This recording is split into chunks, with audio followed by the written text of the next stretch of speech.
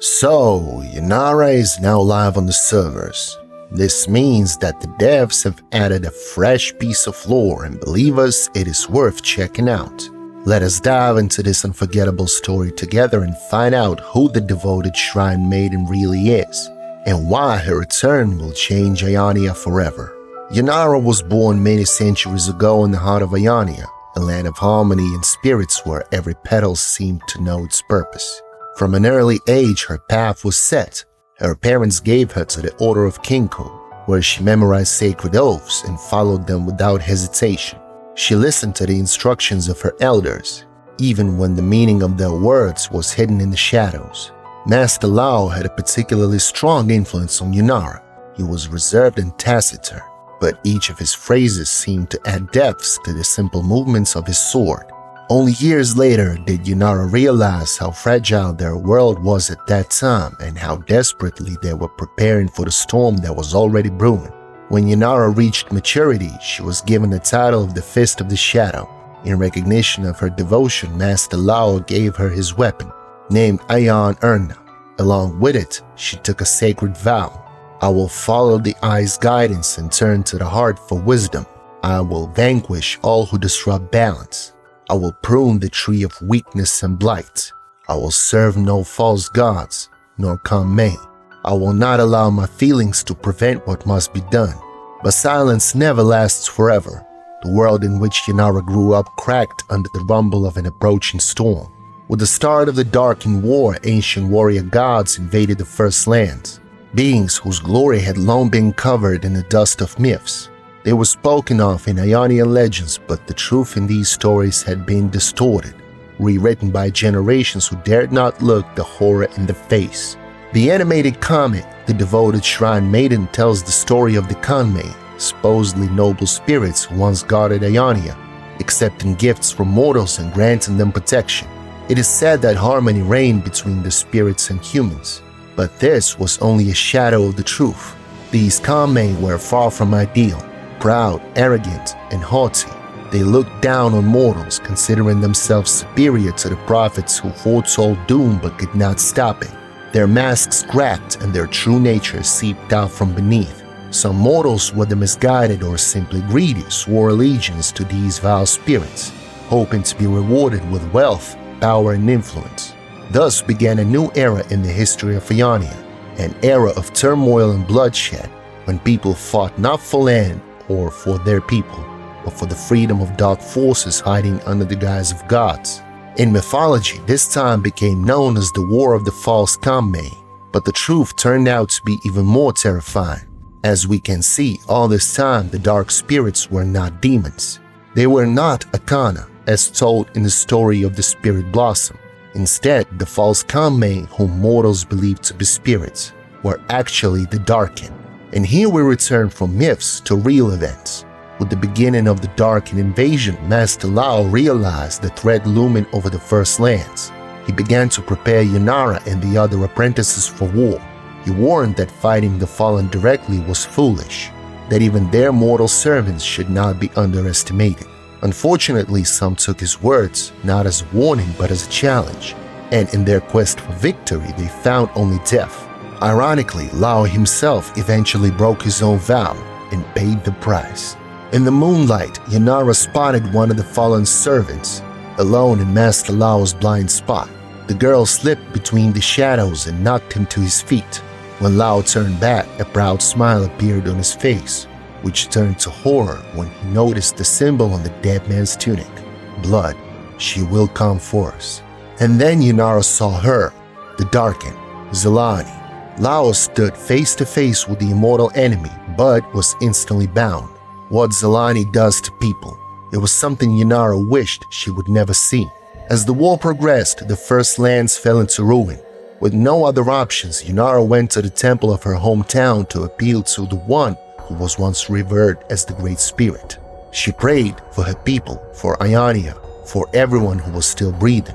At first, the spirit was silent, but when he learned that the Darkin were posing as the Kanmei, masking their destruction as divine intervention, he spoke. He agreed to help, but on one condition: all his enemies must be Yunara's enemies.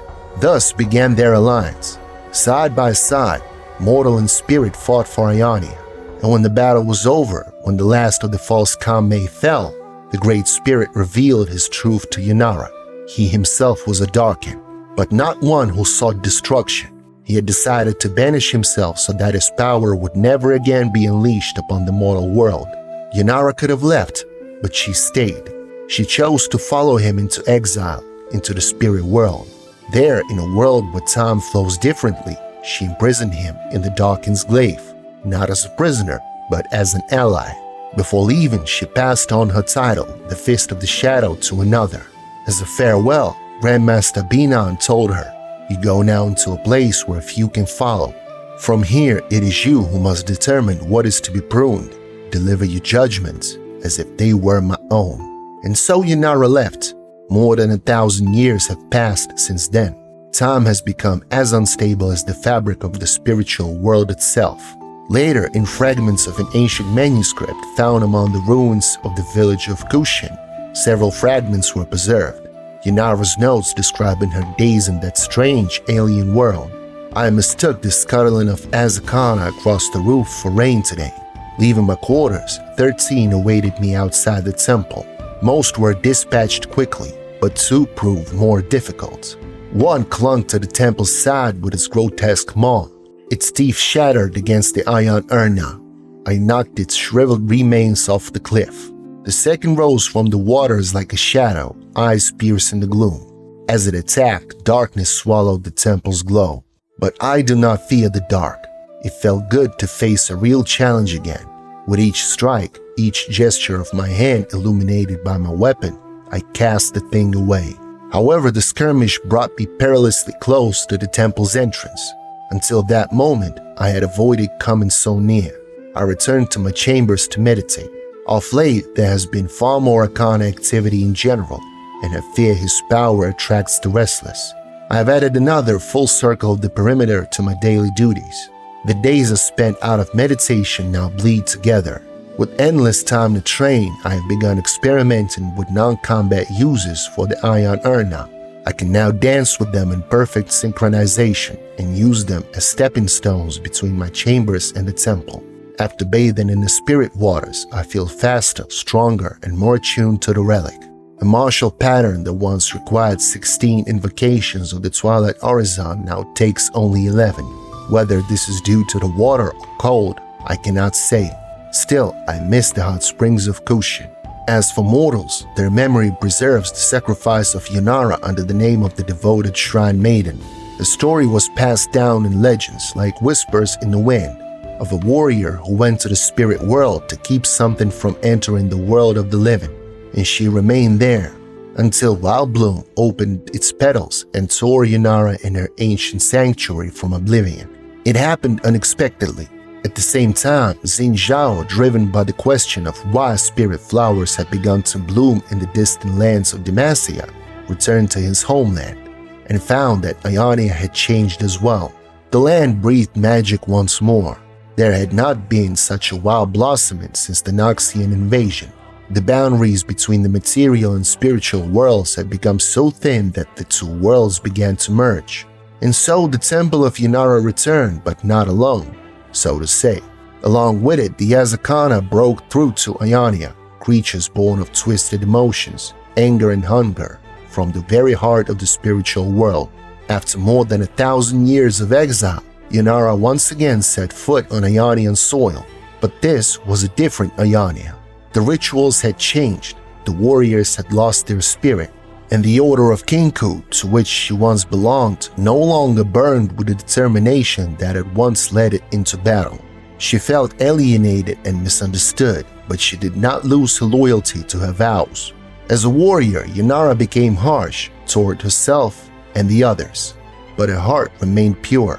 Nevertheless, she trusted Xin Zhao because he was strong in spirit and radiated determination. Together they set off for the village of Kushin to drive out the evil brought by the Azakana. Along the way, they had to fight the spawn of twisted emotions more than once. Their path led them to an ancient statue erected in honor of Grove Mother, a spirit shrouded in legends. According to myths, twins born of branch and bloom guarded mortals from afar. But one sister yearned to feel as mortals do, and from this hunger made masked, demonic children, becoming the Grove Mother. She traded places with a queen of nearby lands, but her children followed, bringing ruin and death. Now imprisoned in her grove, she still longs for the fullness of emotion. But the entity that appeared before Yinara and Xin was not Grove Mother. It was her distorted reflection, a half-forgotten shadow that had seeped into the material world, feeding on life and pain. They fought twice and prevailed, but this was not enough. The demon did not disappear. On the way, Xin Zhao told Yunara his story. He was born in the lands of Ayania, but fate threw him into Noxus, where he survived in the arenas, first for survival, then for victory. Later, he ended up in Demacia and became the king's personal guard. In response, Yunara told him about Master Lao and how he had entrusted her with Ayan Erna, a weapon that became an extension of her will. Their journey led them to a city under siege by demons. Here, the final battle against the demonic pretender unfolded.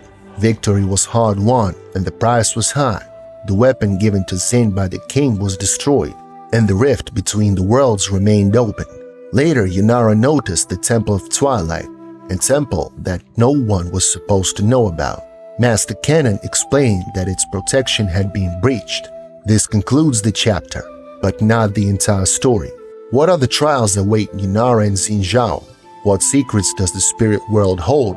And how fragile has the mortal world become? Only time will tell. Do share your thoughts in the comments below, and don't forget to subscribe if you want to find out what lies behind the next curtain. Thank you for visiting my tavern, and see you guys soon for a mug of the finest ale in all of Runeterra.